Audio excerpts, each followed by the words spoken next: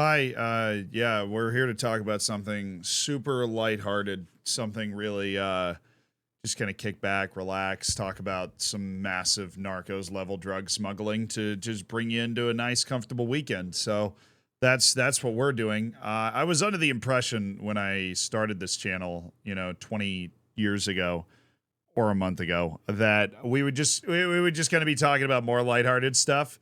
I do think it's hilarious that somehow me starting a channel to just talk about random news that's going on in the footballing world has led me to discussing drug smuggling that seems illegally large. I don't know. I've had to delve into the legal system and attempting to understand the legal system in the Netherlands in particular in this case.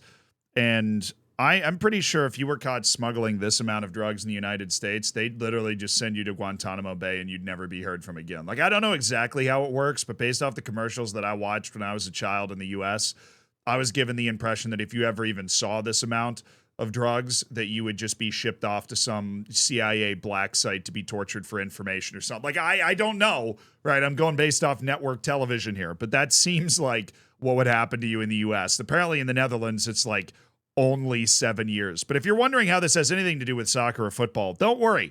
It does, because there's a tie-in between metric tons of drugs and football, and that tie-in is named Quincy Promes. It might not be the right pronunciation. Honestly, don't really care. But he is a player that used to play at Ajax, I believe. I want to make sure I get that right.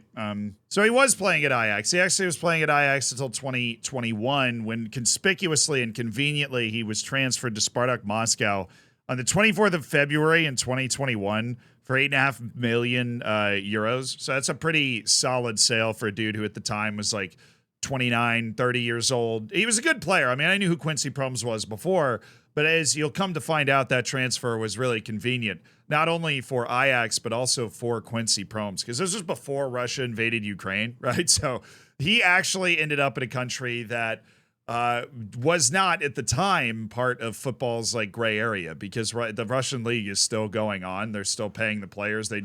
They aren't involved in any European competition. It's an entirely enclosed league system at this point unto itself.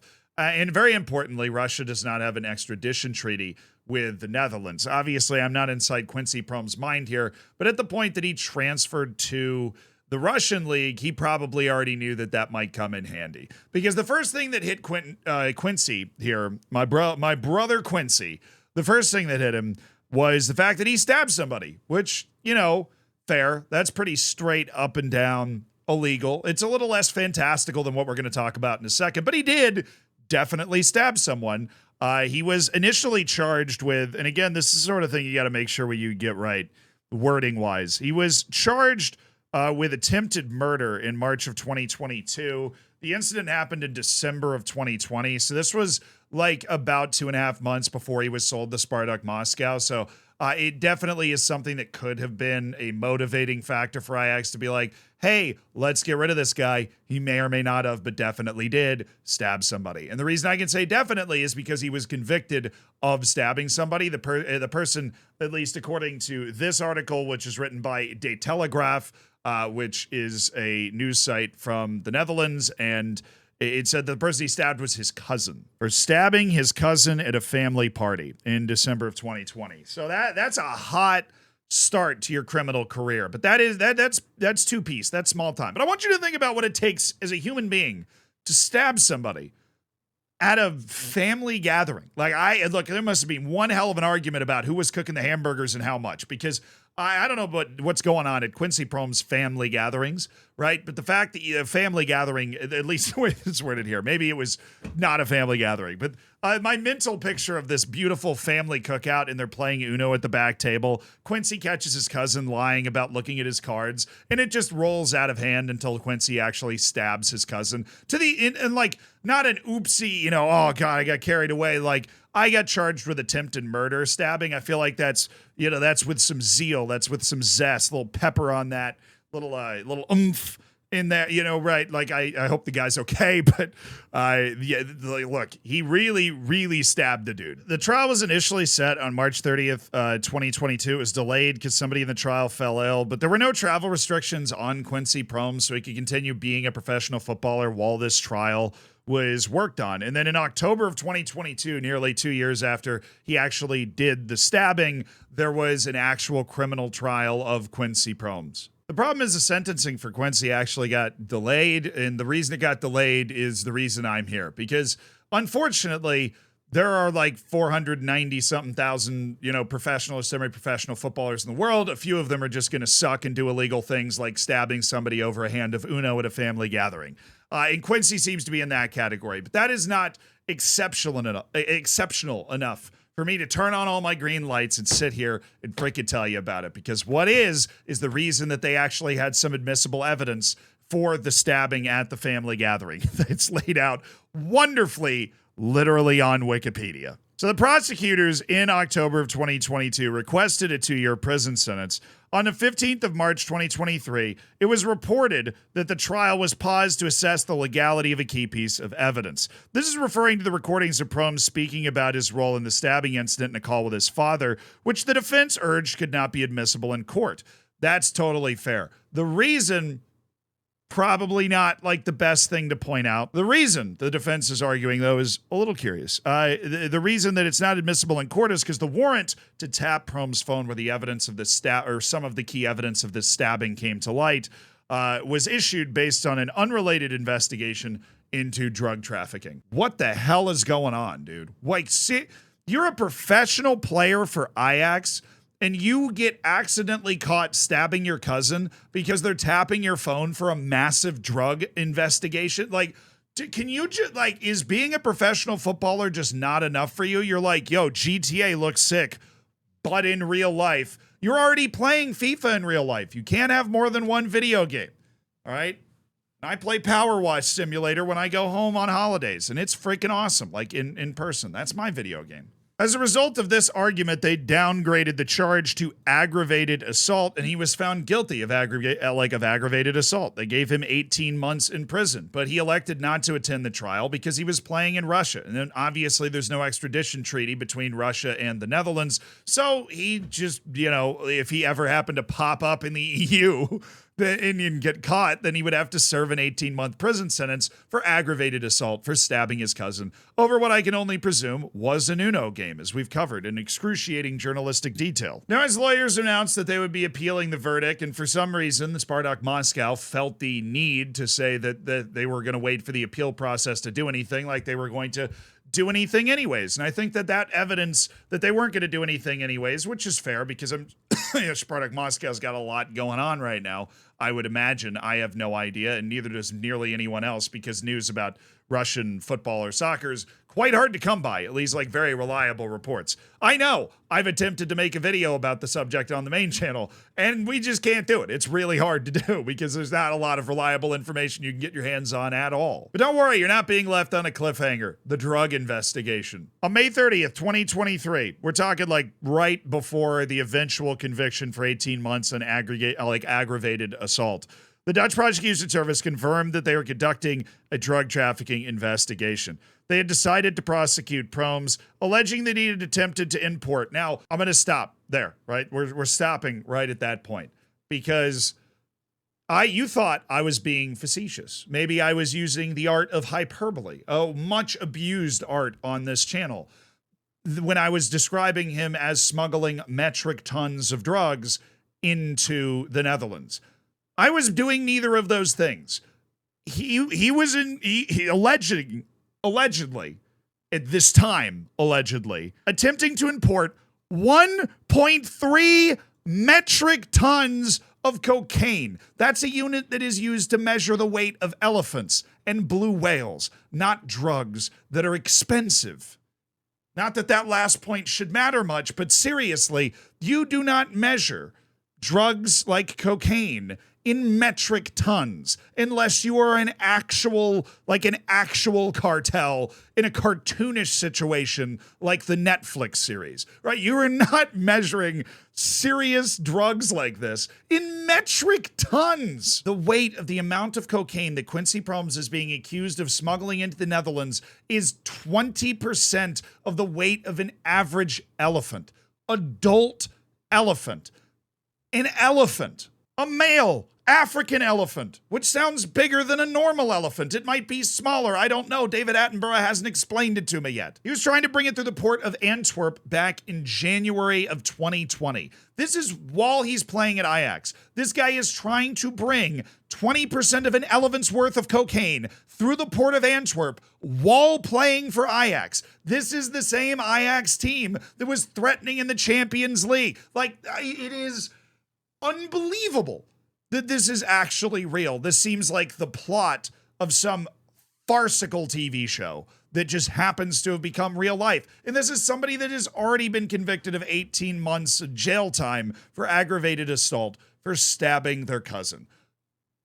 Some people defy explanation or logic. I would love to hear Quincy explain what the hell was going on. He went on trial in absentia because obviously he wasn't going to come back for this one either. And he was sentenced to 6 years in prison, which means he now has a 1.5-year prison sentence for literally stabbing a dude and a 6-year prison sentence for smuggling in the most ridiculously large amount of drugs I've ever heard of. And I watch a lot of crime documentaries. This is a footballer that I've heard of, and you've probably heard of too, that's on the international wanted list. I've got no words to add to this other than the fact that being on the international wanted list for drug smuggling is not something that should probably be on your transfermarkt CV. Following his conviction, Dutch prosecutors seized 9 houses owned by Promes in a bunch of different towns. 9! Bro, the Netherlands is like 45 minutes wide. If you're going to get 9 houses, at least get them in some different areas. But also, you probably can't afford 9 houses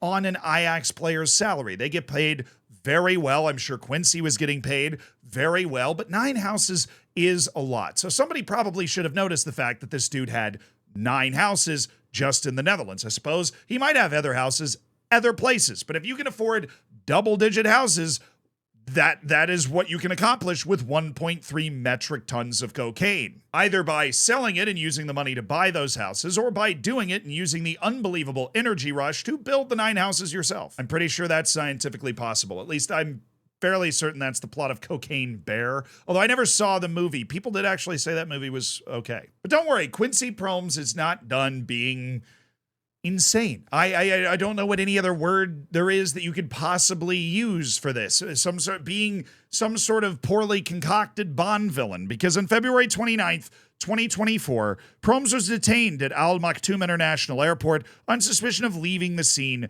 of a traffic accident. This guy cannot get out of his own way. Now, why is this important? Because the Al Maktoum International Airport is in the UAE, which has an extradition treaty with the Netherlands, which means getting into a traffic incident and then leaving the scene and then trying to leave the country and then getting caught by UAE authorities who are like, that's the guy that left the scene, is probably a bad look. But Quincy had a trick up his sleeve. And that trick is just pure dumb luck, because based off the ruling of the judge, at least according to this article, he will probably be allowed to fly back to Russia. But right now, he is still in the UAE. His court date is on March 12th. The rest of Spartak Moscow left to go play a match against Zenit St. Petersburg in the Russian league. He couldn't join the team because he had to stay in the country until his court date in March 12th, like for the traffic incident in the first place. So he is currently hanging out in a country that does have extradition rights with the Netherlands. And the Netherlands is apparently attempting to negotiate with the UAE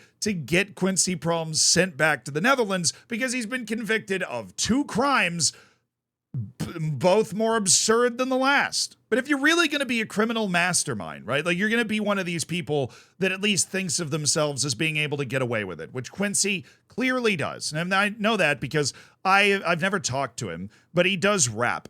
And the reason that I had to talk about this now is he just apparently released a new song on an independent label because this guy obviously isn't signed to any label. He's just like posting music on SoundCloud like every other weed-smoking 17-year-old, which, look, that's a great era to be in, honestly. But he's 32 and he's been charged with like massive crimes.